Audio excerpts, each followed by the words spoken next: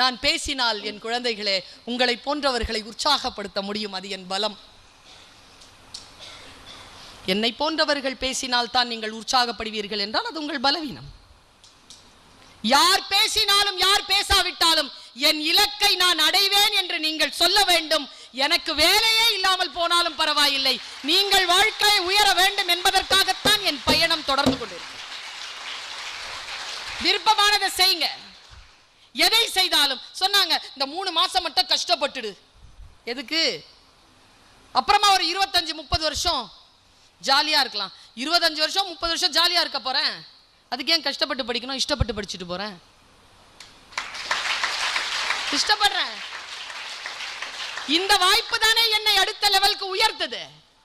நான் ஒரு விஷயம் சொல்றேன் குழந்தைகளே, உங்களுடைய வாழ்க்கை உங்கள் கையில். இந்த பர்வீன் சுல்தானா எனும் தாய் உனக்கு ஒற்றை வாசகத்தை உன் டைரியில் இன்றைக்கு எழுதி வைத்துக் கொள்வதற்கு சொல்லுகிறேன். The only person under the sky will help you is you.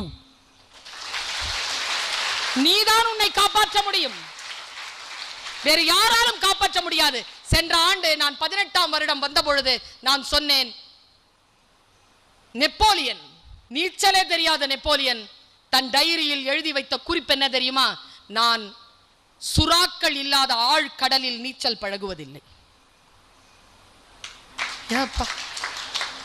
நீச்சல் தெரியாதுங்க.